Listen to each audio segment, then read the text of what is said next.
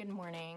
I'm Amy Slaughter-Myers, one of the co-rectors at St. Francis Episcopal Parish and Community Center.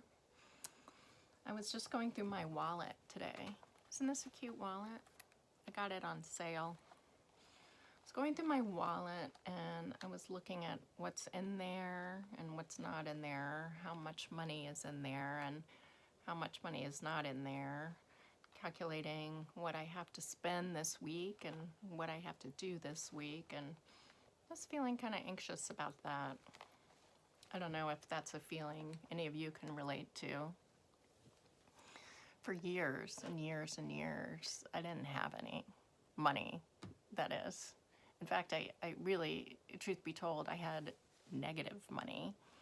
I was carrying credit card debt and college debt, and I had negative money, which is a really weird place to be in, and I didn't want to think about it. It was very stressful.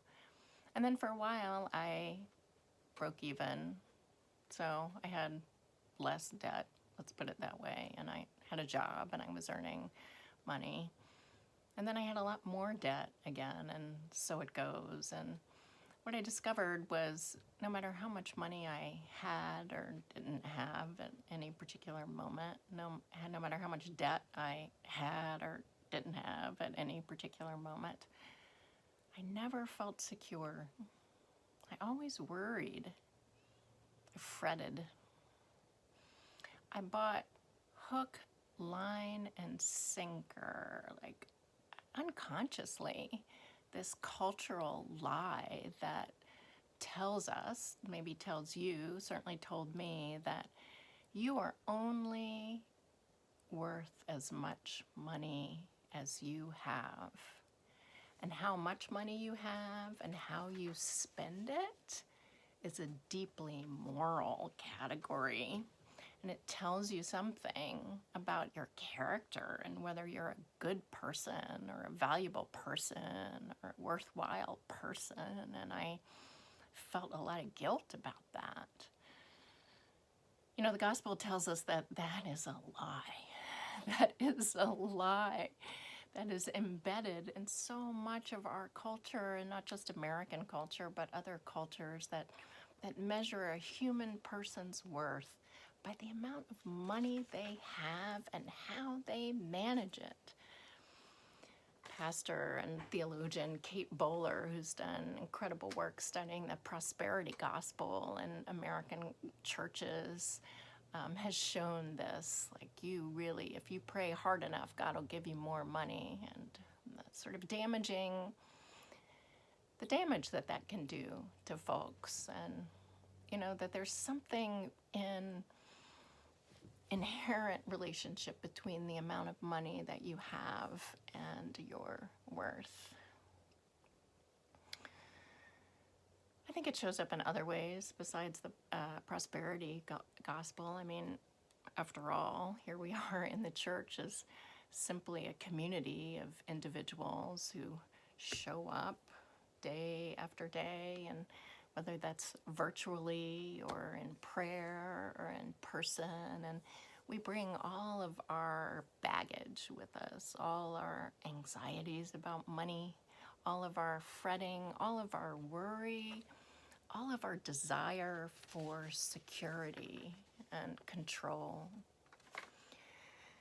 I think that's why when we finished the close of the stewardship campaign, that annual campaign, 4 weeks this year, where we entered into a period of prayer and reflection on how it is that we plan to spend our money, to spend our time, and to spend our talents in service to St. Francis and in thanksgiving to God.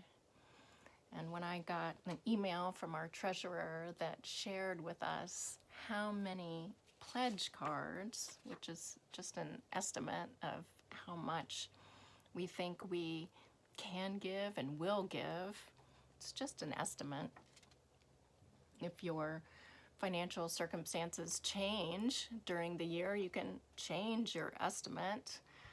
Life happens, pandemics happen, and maybe you win the lottery and then be sure, please, please increase your giving commitment to St. Francis.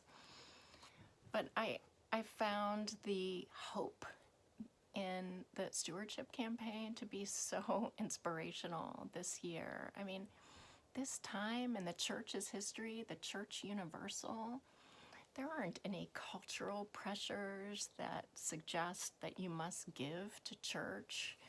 America is becoming less and less a Christian nation. Churches are closing.